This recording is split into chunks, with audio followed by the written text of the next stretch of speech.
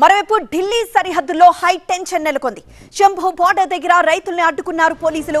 రణరంగంగా మారింది Shambhu border. Tear gas ప్రయోగించారు భద్రతా దళాలు. డ్రోన్లతో రైతులపై టియర్ గ్యాస్ వదులుతున్నారు పోలీసులు. ప్రభుత్వం చర్చలకు పిలిచినా వెనక్కి తగ్గలేదు రైతులు. చలో ఢిల్లీ అంటూ వేలాదిగా హస్తెనకు పయనమయ్యారు. రైతులను చెదరగొట్టేందుకు ప్రయత్నిస్తున్నారు పోలీసులు. పంటలకు కనీస మద్దతు ధరపై చట్టం కోసం పట్టుబడుతున్నారు రైతులు. ఏమాత్రం వెనక్కి తగ్గడం లేదు. కేంద్రానికి విధించిన డెడ్ లైన్ పూర్తి కావడంతో పంజాబ్ హర్యానా సరిహద్దులోని శంభు బోర్డర్ నుంచి ఢిల్లీ వైపు బయలుదేరారు. దీంతో వారిని పోలీసులు కేంద్ర బలగాలు అడ్డుకున్నాయి. రైతులు ఢిల్లీలోకి ప్రవేశించకుండా కాంక్రీట్ బ్లాక్లు, బ్యారికేడ్లు, ఇనుప కంచెలు, కంటైనర్ల గోడలతో ఢిల్లీ వైపు వచ్చే దారులు మూసివేశారు. గాజీపూర్ సరిహద్దు దగ్గర భారీగా పోలీసు కేంద్ర బలగాలను మోహరించారు. సింఘో, టిక్రీ సరిహద్దులను క్లోజ్ చేశారు.